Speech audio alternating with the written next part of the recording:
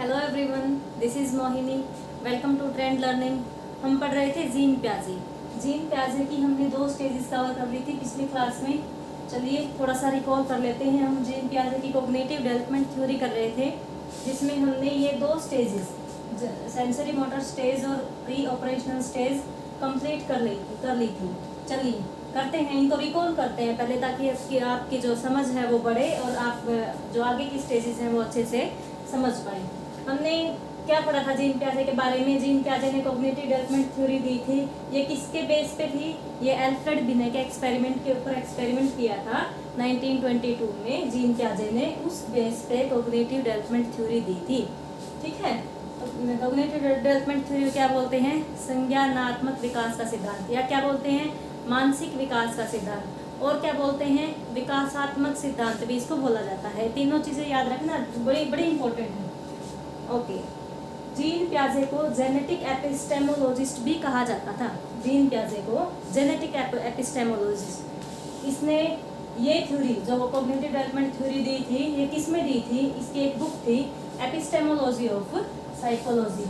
Epistemology of psychology, ये book थी इसकी, जिसमें इसने ये थ्योरी दी थी, और इसी को हम स्टडी करते हैं। ठीक है, चलिए फर्स्ट स्टेज हमने क्या पढ़ा था? फर्स्ट स्टेज में सेंसरी मोटर स्टेज, संवेदी गामक अवस्था में हमने क्या पढ़ा था? हमने पढ़ा था कि 0 से 2 साल का बच्चा कैसे डेवलप करता है। ये बातें जीन प्याजे ने हमें सेंसरी मोटर स्टेज में बताई है। 0 से 2 साल का बच्चा क्या करता है? 0 से 2 साल का बच्चा अपने हाथ पैरों की क्रिया करके सीखता है, या फिर जो इसने इसकी 6 सब स्टेजेस दी हैं, उनमें इसने डिटेल में बताया है कि कौन सा बच्चा किस अवस्था में किस तरह से डेवलपमेंट करता है, कैसे करता है भाई। 6 स्टेजेस कौन सी थी? फर्स्ट थी रिफ्लेक्स एक्टिविटीज, जो शारीरिक क्रिया या फिर मेन जो फंक्शन होता है वो सकिंग करके करता है। सेकेंड थी प्राइमरी सर्कुलर एक्टिविटीज, जो अपने हाथ पैरों क्रिया करके करता है। फिर थी सेकेंडरी सर्कुलर एक्टिविटी और कोऑर्डिनेशन ऑफ सेकेंडरी स्कीमाटा। जो फिफ्थ थी वो थी टर्सरी सर्कुलर एक्टिविटी, और लास्ट क्या थी? Object permanence. जीन प्याजे ने सबसे ज़्यादा जो इम्पोर्टेंट बताई है, वैसे तो सारे ही इम्पोर्टेंट है, लेकिन जो एग्जाम ओरिएंटेड है, एक तो फर्स्ट जो रिफ्लेक्स एक्टिविटी, जो हमारी बॉडीली मूवमेंट हमें बताती है, और जो लास्ट थी ऑब्जेक्ट परमानेंस। ऑब्जेक्ट परमानेंस में क्या बताता है कि बच्चा चिंतन करना शुरू कर देता है, सोचना शुरू कर देता है, चीज़ों को ध्यान रखना शुरू कर देता है, या फिर उसकी समझ बढ़ जाती है हर एक चीज़ के प्रति। समझ रहे हो? वो अपने हाथ पैरों की क्रिया करके भी सीखता है। ये क्या थी? ये सेंसरी मोटर स्टेज थी। मेन जो इसका फीचर है, या तो रिफ्लेक्स एक्टिविटीज से सीखेगा, एक ऑब्जेक्ट परमानेंस, वैसे स्टेजेस सारी ही कवर करनी है, या फिर इसका हम एक अगर छोटे तौर पे लें तो क्या समझ सकते हैं इसके बारे में, कि इसमें बच्चा सेंसेस से सीखता है। सेंसेस कौन सी होती हैं? सेंसेस 5 होती हैं, आँख, कान, नाक, जीभ और त्वचा। यही तो हमारी 5 सेंसेस होती हैं, तो इनसे बच्चा सीखता है। ये हमने सेंसरी मोटर स्टेज में पढ़ा था। इस स्टेज की कोई भी लिमिटेशन नहीं है, कोई भी इस स्टेज का दोष नहीं बताया जीन प्याजे ने। तो सिर्फ इतने ही हैं, 6 सब स्टेजेस हैं भाई। जो मोस्ट इम्पोर्टेंट है वो मैंने बता दी, बाकी सारे फीचर्स हैं, बहुत सिंपल है, बिल्कुल अच्छे से समझ आ जाएगी। ठीक है, और अगर आपको डिटेल में समझना है तो पहले फर्स्ट क्लास देखिए और फिर ये क्लास देखिए। प्री ऑपरेशनल स्टेज की सेकंड स्टेज है। इसमें बच्चा हम ग्रोथ देखते हैं। 2 से 7 साल का बच्चा कैसे डेवलप करता है? 2 से 7 साल का बच्चा भाषा सीख जाता है, भाषा सीख जाता है, भाषाई विकास होना शुरू हो जाता है। हम देखते हैं आस पास अपने जो छोटे बच्चे होते हैं, 2 साल का बच्चा बोलना शुरू कर देता है, चाहे छोटे वर्ड्स ही बोले, लेकिन 2 साल का बच्चा बोलना शुरू कर देता है। तो क्या समझेंगे हम कि उसका भाषाई विकास होना शुरू हो जाता है। मेनली भाषा का विकास होता है 2 से 4 में, लेकिन ये जो स्टेज है ये 2 से 7 ली गई है। क्यों? क्योंकि इसमें 2 पीरियड है। 2 पीरियड कौन से हैं? 2 से 4 वाली प्री कंसेप्चुअल पीरियड और 4 से 7 वाली इंट्यूटिव पीरियड। प्री कंसेप्चुअल कौन सी है? प्राक संप्रत्यात्मक अवस्था, और ये कौन सी है? 4 से 7 वाली इंट्यूटिव पीरियड, अंतर्दृष्टि अवस्था। इसमें तो भाषाई विकास होगा। अब देखा है कौन सा बच्चा 4 साल से ऊपर बोलेगा? नहीं, 2 साल तक का बच्चा बोलना शुरू कर देता है, छोटे छोटे वर्ड से सही, लेकिन उसका भाषा का विकास यहाँ शुरू हो जाता है तो यहाँ ऑलमोस्ट वो सब कुछ बोलना सीख लेता है। तो दो तरह से सीखता है। वो कैसे सीखता है? एक सीखता है सिंबल लर्निंग से और एक सीखता है साइन लर्निंग से। अब ये क्या है? ये सिंबल लर्निंग और साइन लर्निंग कैसे सीखेगा? सिंबल्स को देख देख कर सीखेगा। जैसे हम नोटबुक में दिखा देंगे, बुक में दिखा देंगे कि बेटा ये डॉग है, वो डॉग की पिक्चर देख के समझेगा। या फिर हम दिखाएंगे बेटा कैट है, तो वो कैट की पिक्चर देख के समझेगा। ठीक है, तो ये क्या है? ये उसके लिए सिंबल्स हैं। अब साइन लर्निंग क्या है? साइन लर्निंग भाई हम बोलते हैं बच्चे को बेटा उधर जाओ, इधर आओ। अब इनकी कोई पिक्चर नहीं है ना इनकी कोई पिक्चर, लेकिन बच्चा समझ जाएगा। कैसे समझेगा? ये होता है साइन लर्निंग। ठीक है, तो इस तरह से दो तरह से बच्चे का भाषा का विकास होता है। और ये किस स्टेज में होता है? प्री कंसेप्चुअल पीरियड में होता है। प्री कंसेप्चुअल पीरियड कब होता है? ये 2 से 4 साल तक होता है। अब 4 से 7 साल का बच्चा क्या करेगा? इंट्यूटिव पीरियड में, इंट्यूटिव पीरियड में वो प्लस माइनस मल्टीप्लिकेशन और डिवाइड ये बेसिक चीज़ें सीख जाएगा। ठीक है, ये बेसिक चीज़ें सीख जाएगा। ये कब सीखेगा? ये 4 से 7 साल की स्टेज में। 4 से 7 साल की स्टेज में क्या सीखेगा? ये बेसिक रूल्स, जो प्लस माइनस मल्टीप्लिकेशन और एडिशन के रूल्स हैं, ये सीखना शुरू कर देगा। इस अवस्था के दोष भी हैं। इस अवस्था के जीन प्याजे ने दोष बताए हैं। कौन से बताए हैं दोष? पहला है ईगोसेंट्रिसिज्म, जो मैंने आपको समझाया था। चलिए एक बार फिर रिपीट कर देती हूँ। ईगोसेंट्रिसिज्म में बच्चा अपने आप को इम्पोर्टेंस देता है। भाई सबसे ज़्यादा इम्पोर्टेंट वही है, वो ऐसा फील करता है सारी दुनिया उसके ही इर्द गिर्द घूमती है, ऐसा वो सोचता है। ठीक, तो पहला दोष क्या है? ईगोसेंट्रिसिज्म। दूसरा क्या है? एनिमिज्म। एनिमिज्म क्या होता है? एनिमिज्म होता है कि वो हर एक चीज़ में लाइफ देखता है। भाई उसकी जो बेबी डॉल है वो उसमें भी लाइफ देखेगा। ये सोचेगा कि मैं भी लिविंग हूँ, ये भी लिविंग है, मुझे भी दर्द होता है, मेरी गुड़िया को भी दर्द होता है, मैं भी खाना खाता हूँ, मेरी गुड़िया भी खाना खाती है। तो इस तरह का जो थॉट होता है, ये क्या शो करता है? ये एनिमिज्म शो करता है। थर्ड है सेंट्रेशन। इस अवस्था में बच्चा एक चीज को एक ही तरीके से सोचेगा। ये ज़्यादा सोच विचार नहीं करेगा, सिर्फ एक मतलब कोई भी चीज़ है उसको एक ही नज़रिए से सोचता है। इसीलिए इसका एक दोष है कि अलग अलग आइडियाज बच्चे के माइंड में आने चाहिए, लेकिन यहाँ क्या होता है? यहाँ बच्चा एक ही तरीके से सोचता है। फोर्थ क्या है? फोर्थ है इररिवर्सिबिलिटी। इररिवर्सिबिलिटी। इसमें क्या होता है? यहाँ बच्चा प्लस माइनस मल्टीप्लिकेशन और एडिशन सीख जाता है, लेकिन बेसिक सीखता है। कहीं हम बता देंगे 2 + 2 = 4, लेकिन अगर हम यही समझाएंगे बेटा 4 is divided by 2 then we will get 2, तो बच्चा ये नहीं समझेगा, ये रिवर्स करके नहीं समझेगा। ये समझ तो जाएगा अगर हम ये डिवीजन में समझाएंगे, लेकिन अगर हम चीज़ों को पलट फेर के उसके सामने प्रस्तुत करते हैं तो वो नहीं शो करेगा। अब देखो, अब बच्चा क्या है कि क्लास में लंबे बच्चे भी हैं, छोटे बच्चे भी हैं। हम पूछेंगे ना बच्चे से कि बेटा ये क्लास में लंबी से थोड़ी सी छोटी, उससे छोटी वो कौन सी लड़की है, तो वो नहीं समझ पाएगा। क्यों? क्योंकि उसको सिर्फ उसके दिमाग में सिर्फ एक कंसेप्ट बन गया कि ये लंबी है, ये छोटी है। लेकिन वो ये दिमाग लगाया कि थोड़ा सा पलट फेर के अगर मुझसे पूछ लिया जाएगा तो वो बताने में सक्षम नहीं होगा। ये इसका दोष है। इसका दोष है प्री ऑपरेशनल स्टेज का। कौन सा दोष है? इररिवर्सिबिलिटी। वो पलट फेर के चीज़ों को नहीं समझ पाएगा। कंक्रीट ऑपरेशनल स्टेज में हम 7 से 11 साल के बच्चे की स्टडी करते हैं कि 7 से 11 साल के बच्चे में किस तरह से डेवलपमेंट होती है। किस तरह से डेवलपमेंट बताई है भाई जीन प्याजे ने? इसमें की टर्म्स बताई हैं CRC। देखिए ये निमोनिक है, आपको याद करने में आसानी होगी। कंक्रीट का स्टार्टिंग का C और इसी से क्या बनेगा? CRC। CRC का मतलब क्या है? CRC का मतलब क्या होता है? क्लासिफिकेशन,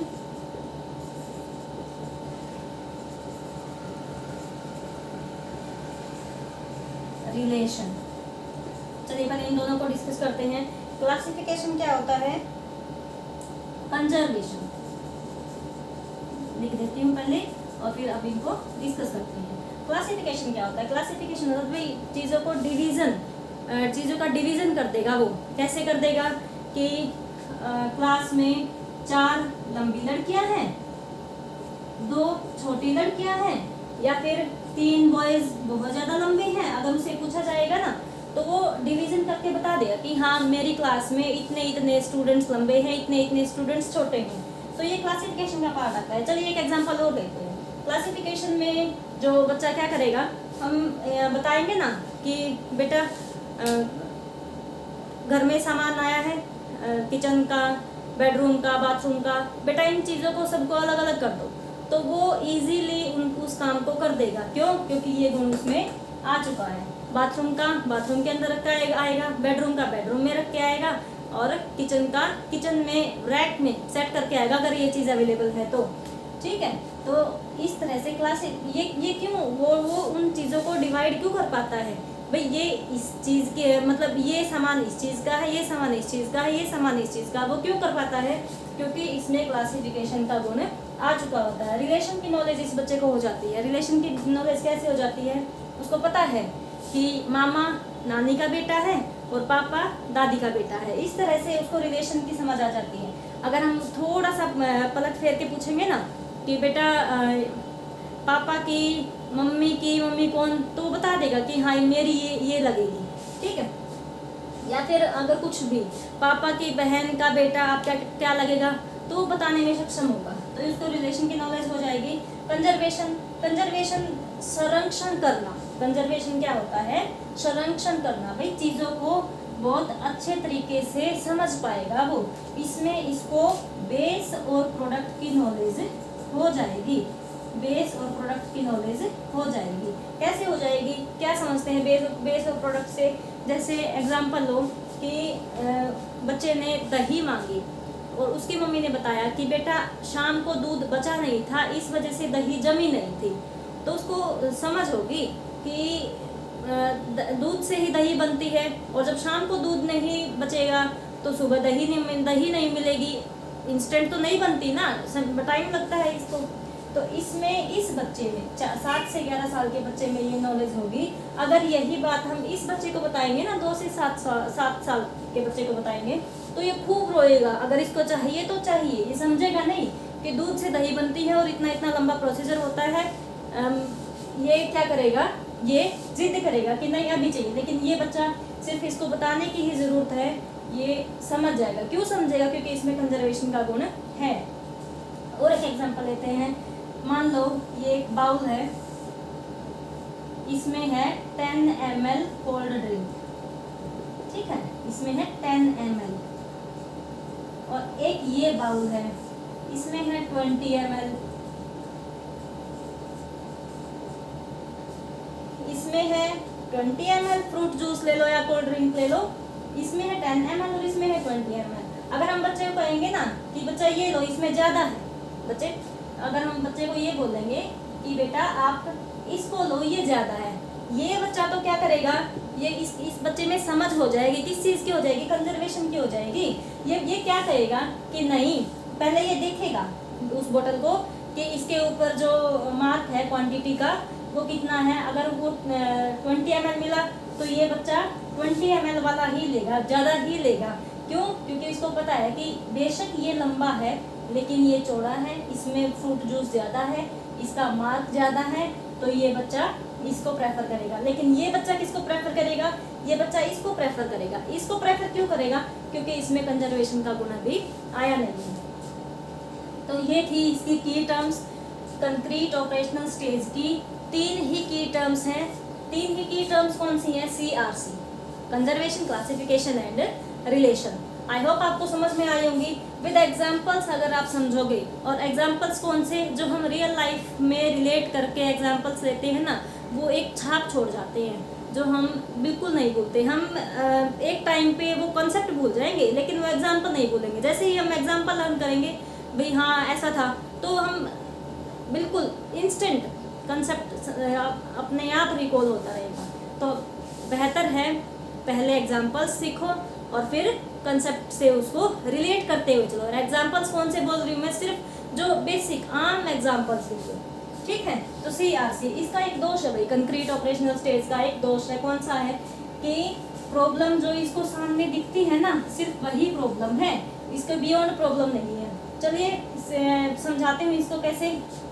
जो सामने प्रॉब्लम है, एग्जाम्पल लो आप कि दीपावली के टाइम पे बच्चे ने घर में ही पटाखा जला दिया जिससे पर्दे में आग लगना शुरू हो गई। अब उसके सामने वो पर्दे में, मान लो पर्दे में इतनी सी आग लगी है, तो मतलब कम कम ही आग लगी है, तो वो बच्चा क्या करेगा, वो दरवाज़ा बंद करेगा और फटाक से वहाँ से गायब हो जाएगा, भाई भाग जाएगा। क्यों भाग जाएगा? वो पनिशमेंट के डर से भाग जाएगा वहाँ से। उसको ये नहीं पता कि पर्दा अभी जलना शुरू हुआ है, तो ये पर्दे में आग लगकर घर में फैल सकती है, कितना बड़ा नुकसान हो सकता है। ये चीज़ें नहीं सोचेगा, ये गुण अभी उसमें नहीं आया है। अगर उसको थोड़ी सी ही आग लगी नजर आई ना, तो वो क्या करेगा, वो अपनी गलती छुपाने के लिए वहाँ से भाग जाएगा, क्योंकि उसके लिए प्रॉब्लम सिर्फ इतनी ही थी जितनी उसके सामने थी। उसने उसके बियॉन्ड नहीं सोचा कि इसका नुकसान कितना बड़ा हो सकता है। तो ये इस स्टेज का दोष है। मान लो बच्चे से टैप टूट गई, पानी की जो नल है पानी का वो टूट गया, तो पानी तो थोड़ा थोड़ा लीक हो रहा है, थोड़ा ज़्यादा क्वांटिटी में एकदम से लीक नहीं हुआ, लेकिन पानी थोड़ा थोड़ा लीक हो रहा है। तो वो घर में बताएगा नहीं कि मैंने ये नुकसान कर दिया और ऐसे ऐसे ऐसे ऐसे पानी लीक हो रहा है। वो चुपचाप या तो दूसरा काम करने लग जाएगा या फिर वहाँ से निकल जाएगा। क्यों नहीं बताएगा वो? क्योंकि वो सोचेगा नहीं, अब तो थोड़ा थोड़ा लीक हो रहा है, थोड़ी सी देर में सारा घर का पानी खत्म हो जाएगा, ऐसा कुछ वो नहीं सोचेगा। क्यों नहीं सोचेगा? क्योंकि इस स्टेज का यही एक दोष है कि प्रॉब्लम जितनी सामने है सिर्फ उतनी ही प्रॉब्लम है, उससे ज़्यादा नहीं है। चलिए आगे बढ़ते हैं फोर्थ स्टेज की तरफ, formal operational stage. Formal operational stage में बच्चे का पूर्ण विकास हो जाता है। इसमें बच्चा एब्स्ट्रैक्ट थिंकिंग करेगा, इसमें बच्चा इमेजिनेशन करेगा, इसमें बच्चा डिसेंट्रेशन करेगा। एब्स्ट्रैक्ट थिंकिंग कैसे करेगा कि अब बच्चा पर्दे में आग लगी है तो देखकर नहीं भागेगा, इसका सॉल्यूशन ढूंढेगा, वो चिल्लाएगा, वो बताएगा, बेशक उसको मार पड़े उस चीज़ के लिए, लेकिन उसको पता है कि अगर पर्दे में आग अब थोड़ी सी है तो थोड़ी देर में ये फैल सकती है। तो इस स्टेज का बच्चा क्या है, ये सोचना शुरू कर देता है, इसका चिंतन नेक्स्ट लेवल पे बढ़ जाता है। तो ये है एब्स्ट्रैक्ट थिंकिंग करना शुरू कर देगा। इमेजिनेशंस, भाई कोई रोल मॉडल बना लेगा तो इमेजिनेट करने लग जाएगा कि हाँ मैं भी अपनी लाइफ में ऐसा आगे करूँगा।